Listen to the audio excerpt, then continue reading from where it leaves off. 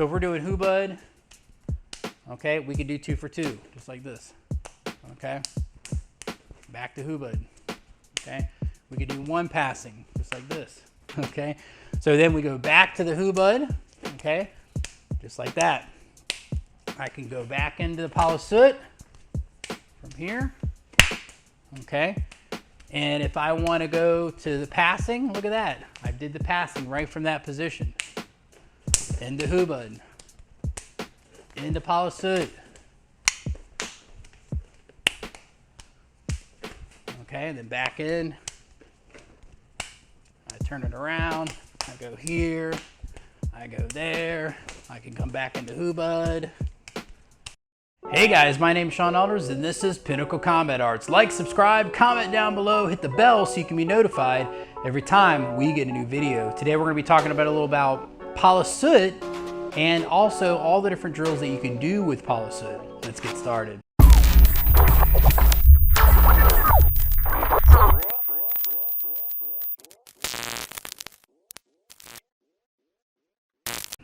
So pas de seul, just an important drill that teaches you how to engage. I have some other videos on how to do some of that stuff from a couple years ago. You should check it out on my playlist. You should be able to find it pretty easy.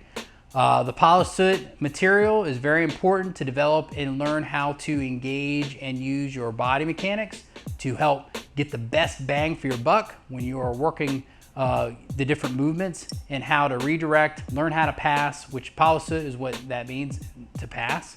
And it teaches you all the different variations. There's so many variations inside the pas de seul, and it goes way more advanced than maybe most people realize. But learning how to do pas de seul, but also be able to go from all the different drills. I don't see that at all online or anywhere too much, and I think it's very important to be able to go from these different energy, these different exercises, because that helps your adaptability and learning all your line of familiarizations of learning how to deal with attacks and also learning how to identify openings, okay? And so that is a key element to the pas de seul and all the other drills that you can mix all together. I think it's super important. So my partner, Jessica's coming in today, okay? And I'm gonna start off by being the feeder with the standard sock grip. She'll be in the Pigalle grip, dealing with the attacks. And if you don't know how to do pas de seul yet, you need to first go check out my other the pas de seul videos on my channel. Go to the playlist and you'll find them. Okay, so the first thing is I'm feeding a thrust to the stomach. She's gonna pas de seul it, slap, check, and I'm gonna do what they call C-cup position, slash here, okay? And I'm gonna pass on the outside sector. She's gonna slap it out, and we start the exercise all over again. There's important exercises and drills that are inside of this. There are certain types of attributes inside of this that you're developing that are very important for your knife work, okay? And so we're also both in the left lead when we do this. I'm thrusting and checking, okay? My C-cup position, and I cut. And I'm passing this, and I come back. We're both paying attention to where our bodies are, where our hands are, and how we're going to engage with the knife, and how we're going to counter engage with the other checking hand, okay? That's very important. Notice when I'm holding it, I keep it at my hip like this, okay? This is a good place to do what we call knife retention. I'm keeping it at my hip because if I have it out here willy-nilly, she can cut my hand, she can do different things to me.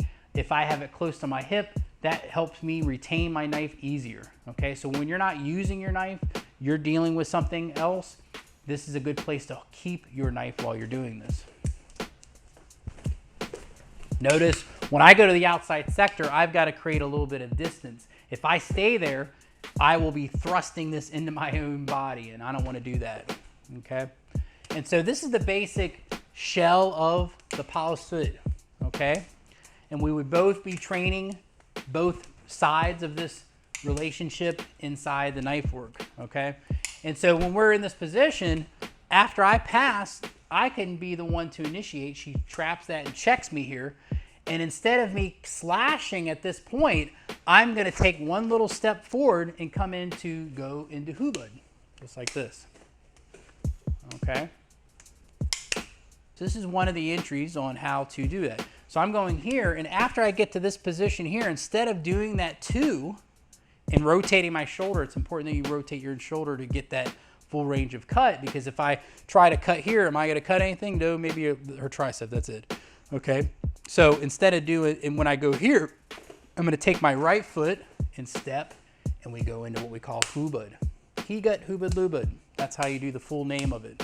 Okay, so we're doing it inside of that. Now I can go back into it, and the easiest way for us to go back into it is to, when I do the trap, when I toppy, I thrust, and she has to take a little step back, and we can go back into the exercise. So again, I can actually, we'll stay with the one I already. So when I get to here, there, I'm going to just, instead of putting my hand here, I'm going to keep it here, and then I come in and give her the number 1. She deals with it by going into what we call corto mano range, close quarter range. So palasut is what we call midro mano range, the close range.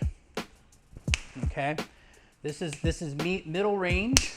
Okay, and then when I get to here, I'm gonna go and step in. That closes the distance to get us into corto mano range, and this is where we can do higut, hubud, lubud. Okay, or hubud. Now inside of that, I can also, there's enough, and we want to go back in, we can go here. Okay. Now let's change the relationship. Okay. She's going to go standard, and I'm going to go reverse, and I'm going to show you how to go from palasut on this side into the hubud. I'm going to pass. Notice my hips are back. This is very important. I pass it. I toppy on the underneath here. Okay. I slap up. This is called a percussion trap. This is a trapping method, okay? And what it is a timing trapping method. I'm trying to go to that body really quick, okay? I'm trying to get to that kidney. So when I go here, I slap, and I'm coming here. She's gonna C-cup me, okay? She goes to do the cut to the throat, and I'm gonna cut up. Guillotine, this is a guillotine motion, okay? I'm guillotining up, vertical guillotine. I'm gonna kind of slap that, or slide that down and come in with the number 1. I slap it away. I'm going here. Notice my hips are back, because if she thrusts, it gives me more time. Time is the key here. We want to develop timing. All right. So I'm creating more time. If I'm closer to her, she can get me easier. If my hips are back, it takes more time for her to get to me. Okay. That's a very important principle. I slap and I go to the kidneys. She checks me. I come up and I vertical slice. Okay. A lot of times I like to turn my hand over like this to feel and use my spider sense to bring that hand down, and then she comes on the outside of it. I slap it away, and it's important that when I slap it away, I turn the blade out. A lot of times people will just keep it like this, and guess what? The blade now is facing me, okay? So I want to slap it out and turn it out into this position here. That's a very important aspect to this whole thing. Yeah, so she thrusts, yep. And we go back into the exercise. Okay, it's important. Look, my hips are back. Anytime you work with knife, your hips should be back. You should not be standing erect when you're doing your knife work.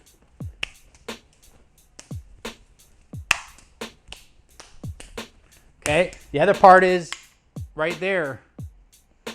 You cut your own thumb, and I just did it, and that's why I'm going to say something about it. You should not get comfortable doing it this way. You should really be technically doing it that way, like this.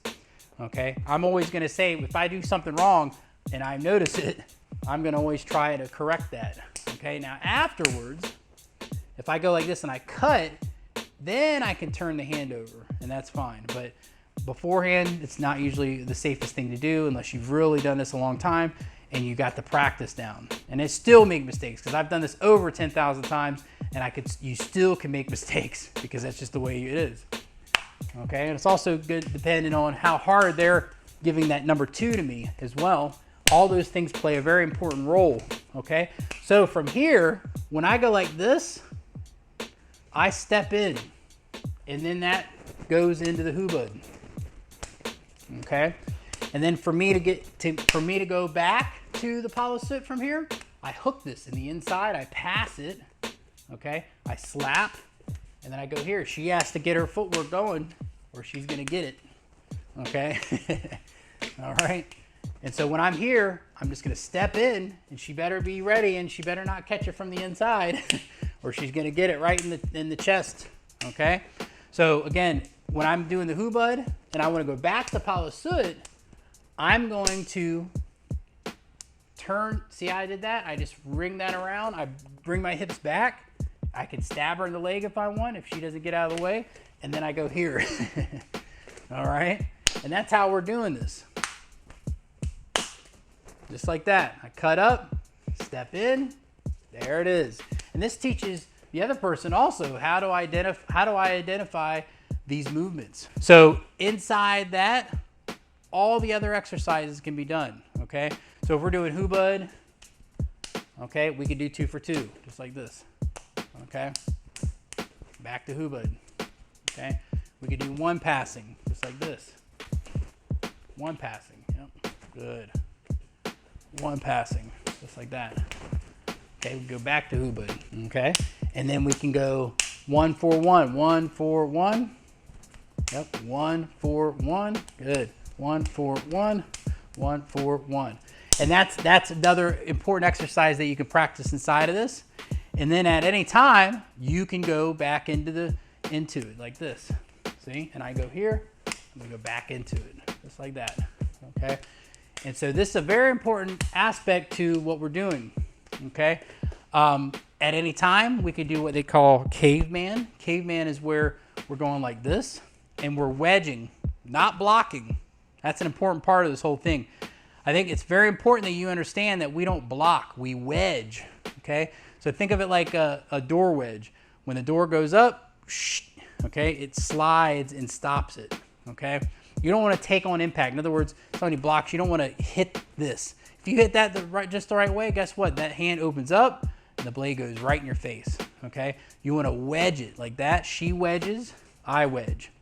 And in combat, that finger can go right to the eye if you wish, okay? But for now, we're not going to do that. We're not conditioning our eyeballs today, okay? So then we go back to the hubud, okay? Just like that. I can go back into the Palasut from here, okay? And if I want to go to the passing, look at that. I did the passing right from that position. Into hubud, into Palasut.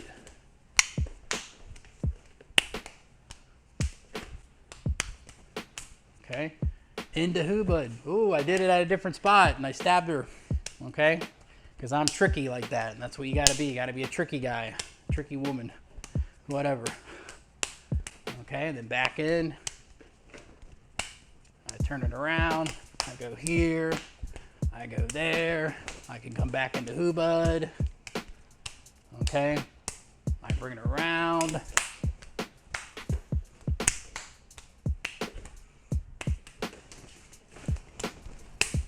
Okay, and so you flow. And there's so many other ones to do as well, but I think you guys get the gist of it. Train it, enjoy it, have fun with it. I'll see you guys next time. Panantukan Level 1. This program is one of the most streamlined. It's over 8.5 hours long. It gives you everything step by step, everything that you need. Fundamentals breakdown of all the exercises you need, understanding of empty hand, how to use fight without gloves, with gloves. It's going to teach you all the aspects that you need about the foundation and fundamentals of Panantukan, okay? Unlike what we see a lot of times now in the combatives in the Filipino martial arts world, a lot of techniques, a lot of drills, but how do you make those drills go from the drill to actual real combatives? And that's what this program, this is the first level to that, and getting you set up, learning all the aspects of how do I engage, what's the techniques, what do I need to practice to get myself where I'm able to be adaptable in combat. Okay, that's the most important thing. That's what everybody's looking for. How do I get better? How am I able to adapt when somebody attacks me? What am I supposed to do? How am I supposed to do it? What I'm going to do is I'm giving you a different perspective on Panantukan, unlike what you see in this modern day where you see a lot of drills and exercises that just don't translate to real combat. I call the meat and potatoes of combat. Not the fluff, not all the extra stuff, but only simply the things that you really need that are going to help you be effective in combat. But the most important thing in combat is to survive. The most important thing is to be able to adapt, okay? And so that's what this program is all about. This is going to help you go to that next level. It doesn't matter if you're a beginner or you've been doing this for 10 years. I'm going to help fill in those gaps, fill in those holes that you've never learned before.